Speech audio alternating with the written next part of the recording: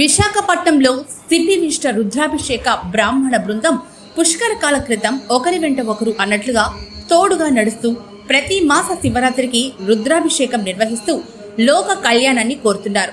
ఇందులో భాగంగా బ్రాహ్మణ బృందంలో చేరుతున్న వారి సంఖ్య పెరుగుతూ వస్తూ ఉండడంతో ప్రతి మాస శివరాత్రికి ఒకరింట్లో మహాన్యాసపూర్వక రుద్రాభిషేకం చేస్తూ సర్వేజన సుఖినో భవంతి అంటూ నిత్య పూజాధికాలు నిర్వహిస్తున్నారు. 2023లో మార్చిలో ఫాల్గుణ మాస శివరాత్రి రోజున 8 మందితో మొదలైన ఈ బృందం 11 ఏళ్లుగా కార్యక్రమాలు దిగ్విజయంగా కొనసాగుతూ మాస శివరాత్రి రోజున రుద్రాభిషేకం నిర్వహిస్తున్నారు. ఇలా మొదలైన బృందంలో 20 మందికి పైగా చేరగా కోవిడ్ సమయంలో కూడా కొనసాగించి ఆ పరమేశ్వరుడి అనుగ్రహం అందరికీ ఉండాలని కోరుకున్నారు.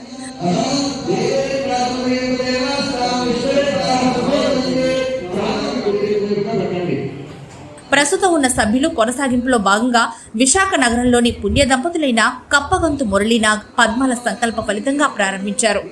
అభిషేకం అనంతరం మహిళలచే అమ్మవారికి కుంకుమార్చన కూడా చేస్తూ ఉంటారు.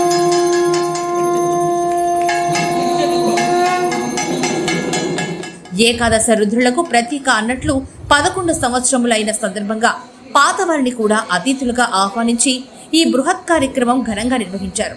సుమారుగా 100 మంది పాల్గొన్న ఈ కార్యక్రమం చేసుకోవడానికి విశాఖ శ్రీ శారదా పీఠంలో పీఠాధిపతులైన స్వామీజీల అనుమతితో పాటు ఆశీర్వచనం దొరకడం పట్ల బృందం సభ్యులు ఎస్వీఆర్ మూర్తి ధన్యవాదాలు తెలిపారు.